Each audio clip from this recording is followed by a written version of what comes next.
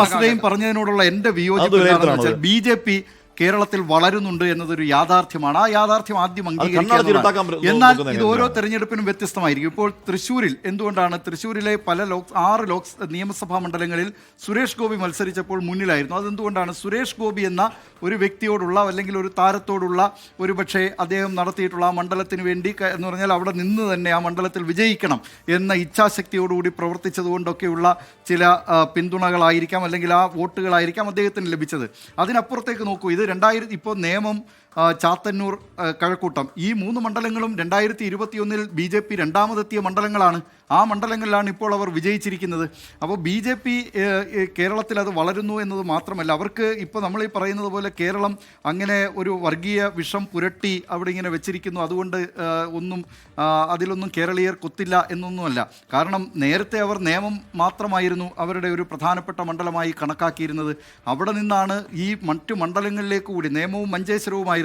അവിടെ നിന്ന് ഇപ്പോൾ നിയമസഭയിലേക്ക് മത്സരിച്ചാൽ ജയിക്കാൻ കഴിയും. ഇപ്പോൾ ചാത്തന്നൂർ മണ്ഡലത്തിൻ്റെ ഘടന SK അറിയാമല്ലോ, കൊല്ലം ജില്ലക്കാരനായതുകൊണ്ട്. ആ മണ്ഡലത്തിൻ്റെയൊക്കെ ഘടന, സാമുദായിക സമവാക്യങ്ങൾ നോക്കൂ. അപ്പോൾ അവിടെയൊക്കെ വിജയിച്ച് കയറാൻ BJPക്ക് കഴിയും എന്നുണ്ടെങ്കിൽ അവരെ സംബന്ധിച്ച്, BJP പ്രവർത്തകരെ സംബന്ധിച്ച്, നേതാക്കളെ സംബന്ധിച്ച് കേരളത്തിൽ ഏത് മണ്ഡലത്തിലും തദ്ദേശത്തിൽ BJP വലിയ നേട്ടം ഉണ്ടാക്കിയോ? ഇല്ല, ഉണ്ടാക്കില്ല. പക്ഷേ അവിടെ തലസ്ഥാന നഗരിയുടെ മേയർ സ്ഥാനം പിടിച്ചെടുത്തു എന്ന് പറഞ്ഞാൽ ആൾക്ക് ആവശ്യം പകരുന്നതല്ലേ? ഇപ്പൊ BJPയെ രാഷ്ട്രീയമായി പ്രതിരോധിക്കണം LDFനും UDFനും ആഗ്രഹമുണ്ടെങ്കിൽ യഥാർത്ഥത്തിൽ BJPക്ക് വളർച്ചയില്ല എന്ന് കാലാകാലങ്ങൾ പറയുന്ന പോലെ കണ്ണടച്ചിരുട്ടാക്കാതെ BJPക്ക് വളർച്ചയുണ്ട് എന്ന് അംഗീകരിക്കലാണ്. കേരളത്തിന്റെ നിയമസഭയിൽ അവർ 1 അല്ല 3 സീറ്റുകൾ നേടി ഒരു സാന്നിധ്യമായി മാറിയെന്ന് അംഗീകരിക്കലാണ്. അതിനെ രാഷ്ട്രീയമായി പ്രതിരോധിക്കാൻ രാഷ്ട്രീയമായ വഴികൾ തേടലാണ്. അല്ലാതെ BJPനെയും ഇവിടെ വളർച്ച ഉണ്ടാക്കിയിട്ടില്ല എന്ന് കൈയും കെട്ടിയിരുന്ന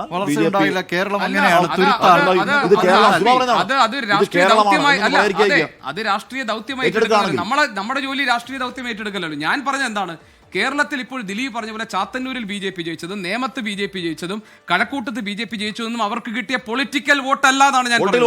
അത് പൊളിറ്റിക്കൽ വോട്ടല്ല, അത് ഞാൻ പറയാം. കഴക്കൂട്ടത്തെ കടകംപള്ളി സുരേന്ദ്രൻ ശബരിമല അടക്കമുള്ള കാര്യങ്ങൾ അവിടെ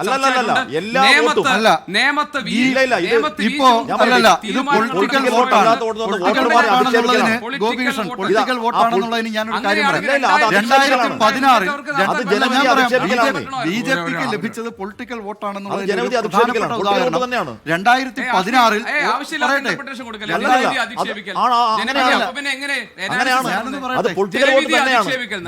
2016 അത് ജനവിധി അധിക്ഷേപിക്കൽ തന്നെയാണ്. അത് പൊളിറ്റിക്കൽ വോട്ടാണ്. ആ വോട്ടർമാർ വോട്ട് ചെയ്താണ് അവർ ജയിച്ചത്. ആ വോട്ടർമാർ ആണ്. അതെ പൊളിറ്റിക്കൽ വോട്ടാണ്. ഇവിടെ രാഷ്ട്രീയ പോരാട്ടമാണെങ്കിൽ, ഇവിടെ നടന്ന രാഷ്ട്രീയ പോരാട്ടമാണെങ്കിൽ അവിടെ കിട്ടിയ വോട്ടുകൾ രാഷ്ട്രീയ വോട്ടാണ്. അല്ലാതുള്ളവരെ വോട്ടർമാരെ അധിക്ഷേപിക്കലാണ്. അങ്ങനെയൊന്നല്ല. കേരളത്തിൽ പൊളിറ്റിക്കൽ വോട്ട് മാത്രമല്ല ഉള്ളത്. കേരളത്തിൽ പൊളിറ്റിക്കൽ വോട്ട് മാത്രമല്ല ഉള്ളത്. അങ്ങനെ തന്നെയാണ്. കേരളത്തിൽ പൊളിറ്റിക്കൽ വോട്ട് മാത്രമല്ല ഉള്ളത്. അത് മനസ്സിലാക്കാൻ പ്രശ്നമാണ്. 2016 രാജഗോപാൽ ജയിച്ചപ്പോൾ പലരും പറഞ്ഞു ഇത് രാജേട്ടനല്ലേ, കുറെ കാലമായി തെരഞ്ഞെടുപ്പിൽ മത്സരിക്കുകയല്ലേ, അതുകൊണ്ട് രാജേട്ടൻ ആ നിലയിൽ ജയിച്ചു വന്നതാണ്. അത് പൊളിറ്റിക്കൽ വോട്ടാണ്. അത് പൊളിറ്റിക്കൽ വോട്ടാണ്. പലരും വ്യാഖ്യാനിച്ചു. ഈ രാജ്യം ചന്ദ്രശേഖരൻ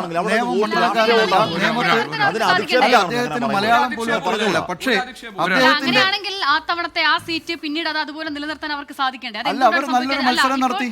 അവരെ സംബന്ധിച്ച് ഇപ്പോൾ സുരേഷ് ഗോപി അടക്കം കേരളത്തിൽ നിന്നും ഞാൻ പറയുന്നത്, എനിക്ക് തോന്നുന്നു ഗോപിച്ചേട്ടൻ പറയാൻ ഉദ്ദേശിച്ചത് അത് തന്നെയാണ്. സുരേഷ് ഗോപി അടക്കം കേരളത്തിൽ നിന്നും BJPയുടെ ബാനറിൽ ജയിച്ചു പോയിട്ടുള്ള ആളുകളെ ഒന്ന് നോക്കൂ. അത് മാത്രം നോക്കി പറയൂ. ഈ ലഭിച്ചിട്ടുള്ളത് പൊളിറ്റിക്കൽ ഇതാണ്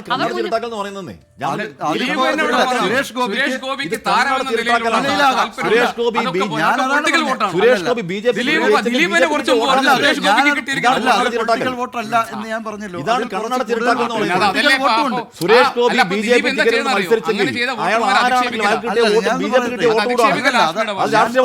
അതിൽ സുരേഷ് ഗോപിക്ക് പൊളിറ്റിക്കൽ വോട്ടും കിട്ടിയിട്ടുണ്ട്, അതിനപ്പുറത്തുള്ള കുറച്ച് വോട്ടുകളും കിട്ടിയിട്ടുണ്ട്. ഈ നിയമസഭാ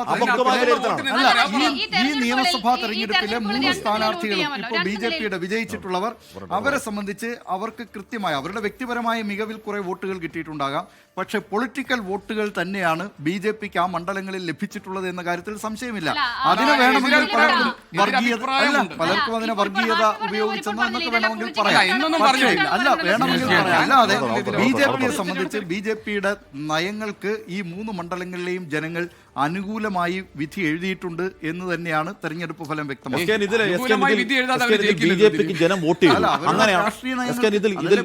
ഇതിൽ സിമ്പിളാണ്. ഇതിൽ ബിജെപിക്ക് ജനം വോട്ട് ചെയ്തു. ജനത്തിന്റെ വോട്ട് അത്രയും കിട്ടിയോണ്ടാണ് ചാത്തന്നൂരിലും നേമത്തും കഴക്കൂട്ടുന്ന 3 അംഗങ്ങൾ സഭയിലിരിക്കുന്നത്. അത് മനസ്സിലാക്കിയാൽ അത് മനസ്സിലാക്കണം. അല്ലെങ്കിൽ വളർച്ചയില്ല, ബി.ജെ.പി ഒരു കാലത്ത് വളരുന്നില്ല, കേരളമാണ് എന്നൊക്കെ പറഞ്ഞുകൊണ്ടിരുന്നാൽ അങ്ങനെ ഇരിക്കാം. അത്രേ ഉള്ളൂ. ഇതിലിപ്പോൾ ബി.ജെ.പിക്ക് വളർച്ചയില്ല എന്നോ അല്ലെങ്കിൽ ആ വളർച്ചയെ വോട്ടുകളാക്കി കൺവേർട്ട് ചെയ്യാൻ സാധിക്കുന്നില്ല എന്നോ നമ്മൾ പറഞ്ഞിട്ടേ ഇല്ല. അങ്ങനെയാണെങ്കിൽ 2021 4% വോട്ടിൽ 2026 എത്തുമ്പോഴും അവർ നിൽക്കണം. അതല്ല, കഴിഞ്ഞ തെരഞ്ഞെടുപ്പിനെ അപേക്ഷിച്ച് ആ വോട്ടിംഗ് പെർസെന്റേജിൽ കുറവുണ്ടായിട്ടുണ്ടെന്ന് പറഞ്ഞാലും 2001 ശേഷം ഉള്ള കണക്കുകൾ പരിശോധിച്ചാൽ ആ വോട്ടിംഗ് ശതമാനത്തിൽ അവർക്ക് വർധനവ് തന്നെ ഉണ്ടായിട്ടുണ്ട്. അപ്പോൾ ആ നിലയിലുള്ള വർധന അല്ല, എസ്കേൻ ഒറ്റ കാര്യമേ ഉള്ളൂ. ഇവിടെ ഇപ്പോൾ എല്ലാം പൊളിറ്റിക്കൽ വോട്ടാണെന്ന് പറയുമ്പോൾ ഉള്ളൊരു പ്രശ്നം എന്ന് പറയുന്നത്, ഇപ്പോൾ കേരളത്തിൽ വോട്ട് ചെയ്യാൻ പോകുന്ന ആളുകളൊക്കെ 2 നിലയിലാണ് വോട്ട് ചെയ്യുന്നത്. ഒന്നിനി എന്തൊക്കെ സംഭവിച്ചാലും ശരി, ഏതെങ്കിലും ഒരു ആശയത്തിൽ മാത്രം വോട്ട് ചെയ്യുന്നവർ എന്ന് പറയുന്നത്, നമ്മൾ മുൻപ് CPM-ന്റെ കാര്യം പറഞ്ഞില്ലേ, 46% നിന്നും അതിന്റെ പകുതിയായി കുറയുമ്പോൾ അവിടെ കിട്ടിയിട്ടുള്ള ഇത്രയും വലിയ തരംഗം ഉണ്ടായില്ലേ, ഇത്ര വലിയ സർക്കാർ വിരുദ്ധ വികാരം എന്ന് പറയുന്നുണ്ടല്ലോ, പിണറായി വിരുദ്ധ വികാരം എന്ന് പറയുന്നുണ്ടല്ലോ, എന്നിട്ടും 25-26% ആ വോട്ടുകൾ നിൽക്കുന്നത് എന്തുകൊണ്ടാണ്? ആ പൊളിറ്റിക്കൽ പാർട്ടിക്ക്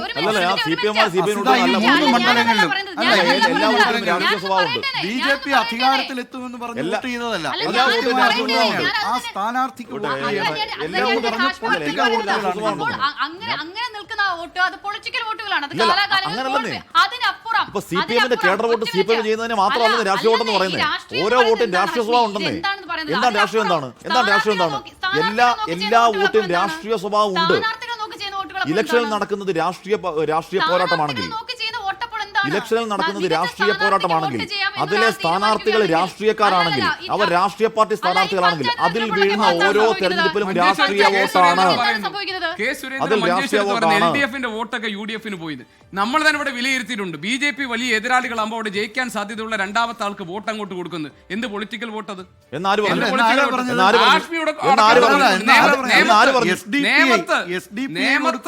നിയമം ഉൾപ്പെടെയുള്ള മണ്ഡലങ്ങളിൽ പറഞ്ഞു അല്ല, SDPI കൊടുക്കും എന്നാണ് പറഞ്ഞിട്ടുള്ളത്.